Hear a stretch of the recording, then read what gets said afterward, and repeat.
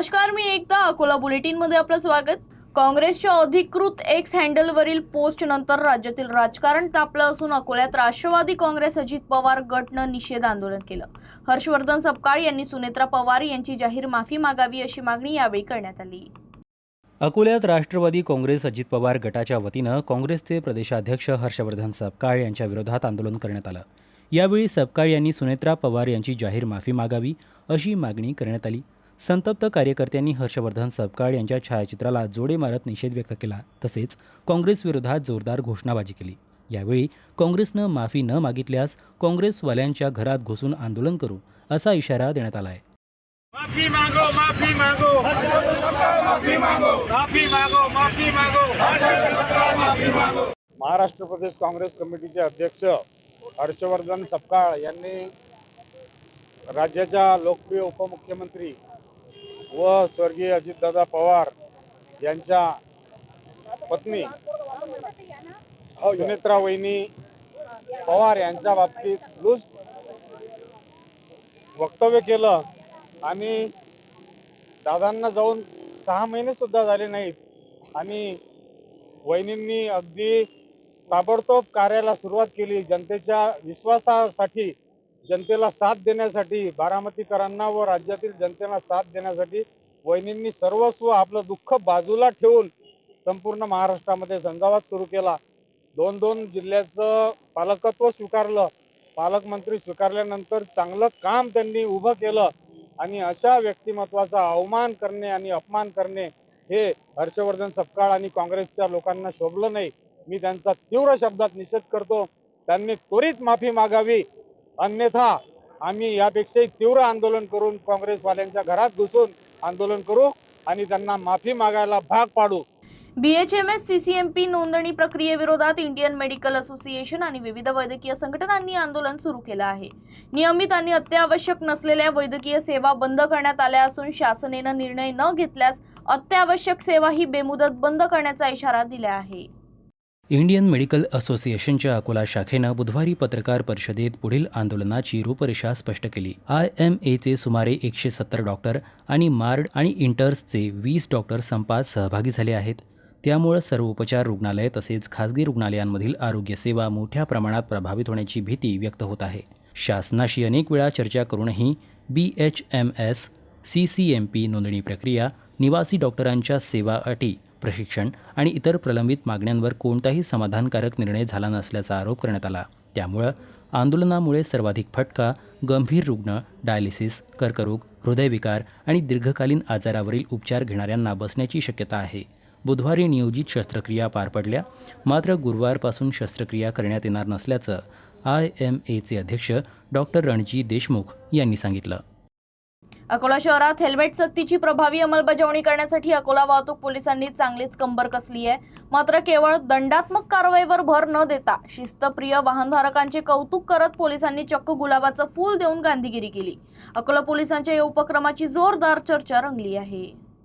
सुरक्षित प्रवासाचा संदेश देण्यासाठी वाहतूक पोलिसांनी शहरातील प्रमुख चौकात विशेष मोहीम हाती घेतली आहे। या मोहिमेदरम्यान वाहतूक नियमांचे तंतोतंत पालन करत डोक्यावर हेल्मेट परिधान करून वाहने चालवणाऱ्या सुजाण दुचाकीस्वारांचे पोलिसांनी चक्क गुलाब पुष्प देऊन जंगी स्वागत केलं।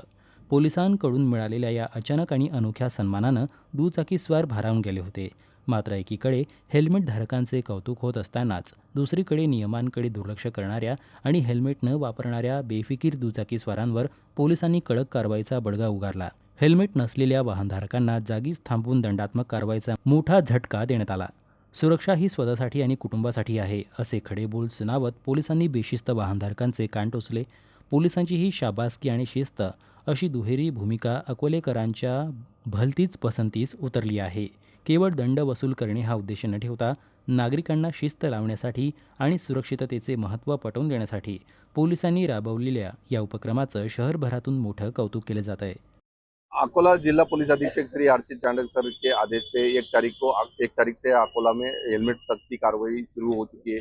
उसी कार्रवाई के मुताबिक सारे अकोला वासियों ने एक अच्छा प्रतिसाद देते हुए एक हेलमेट खुद से पहनने की शुरुआत की है।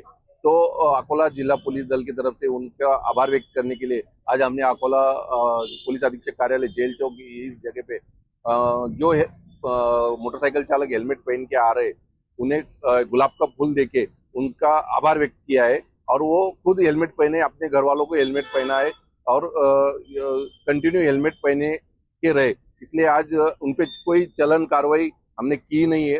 जो हेलमेट पहन के आ रहे हैं उनको हमने गुलाब फूल देके उनका आभार व्यक्त किया है।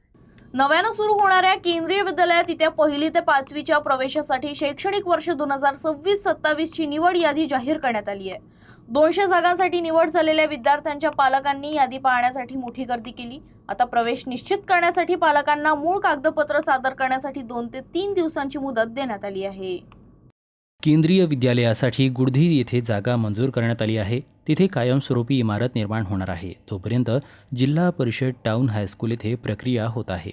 पात्र अर्जांमधून 3 ऑगस्ट रोजी लॉटरी पद्धतीनं निवडीची प्रक्रिया सुरू झाली। ही प्रक्रिया जिल्हाधिकारी कार्यालयात झाली। सोडतीच्या पद्धतीमध्ये अर्जाची सर्वच नावे वाचण्यात आली। 2 दिवस ही प्रक्रिया राबवण्यात आली।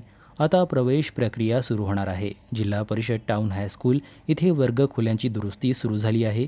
रंगरंगोटीही सुरू करण्यात आली आहे। याचसह येत्या 15 ऑगस्टपर्यंत खोल्या तयार करण्याचा प्रशासनाचा मानस आहे।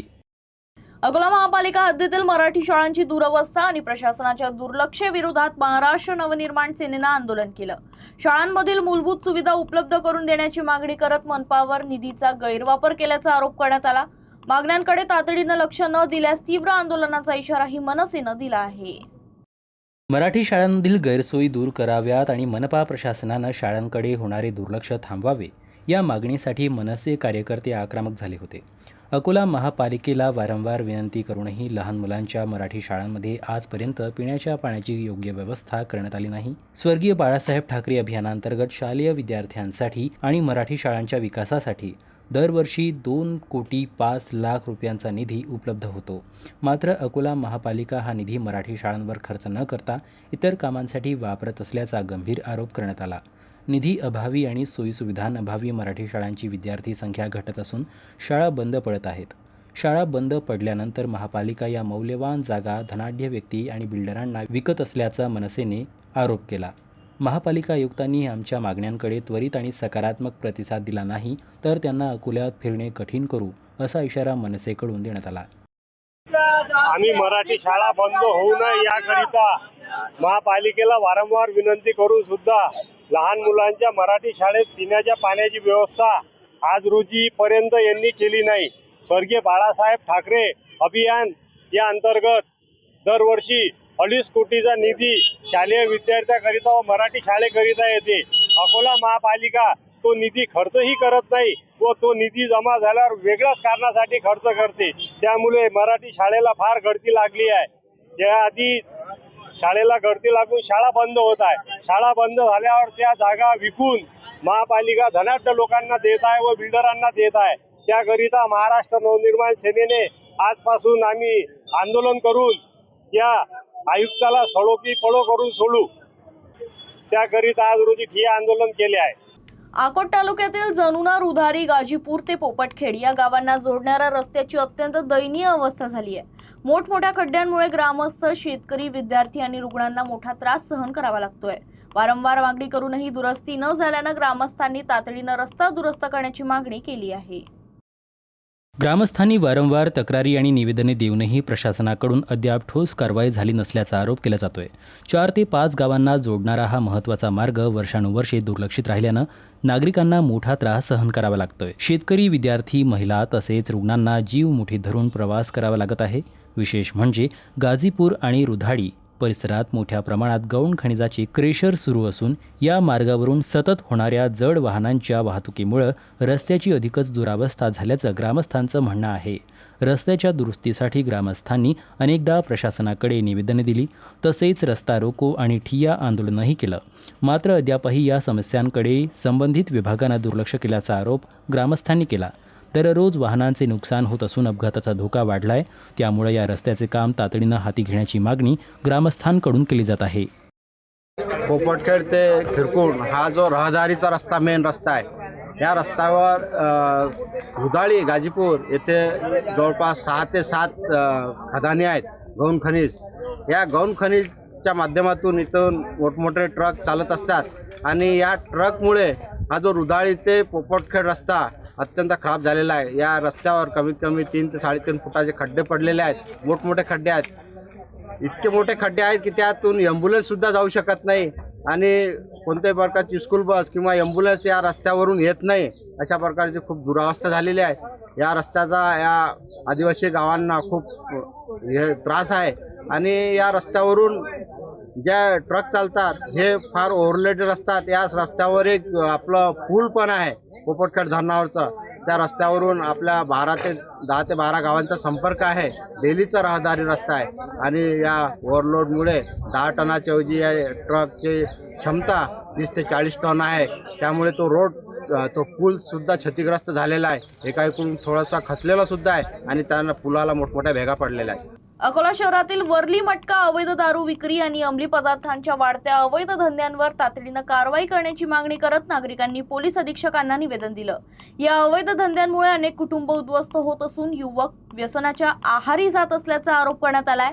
कारवाई न झाल्यास जिल्हाधिकारी कार्यालयासमोर आमरण उपोषण करण्याचा इशाराही सामाजिक कार्यकर्त्यांनी दिला आहे. जुगार आणि व्यसनामुळे कायदा व सुव्यवस्थेचा प्रश्न निर्माण होत असल्याचंही निवेदनात नमूद करण्यात आलं. संबंधितांवर कठोर कारवाई करून शहरातील अवैध धंदे कायमस्वरूपी बंद करावेत, अन्यथा जिल्हाधिकारी कार्यालयासमोर आमरण उपोषणाला बसण्याचा इशाराही सामाजिक कार्यकर्त्यांनी दिला आहे. दुसरीकडे खुल्या जुगार खेळण्याचा व्हिडिओ आता सोशल मीडियावर मोठ्या प्रमाणात व्हायरल होतानाचं चित्र आहे. आजच्या बातमीपत्रात इतकंच. पाहत रहा UCN न्यूज.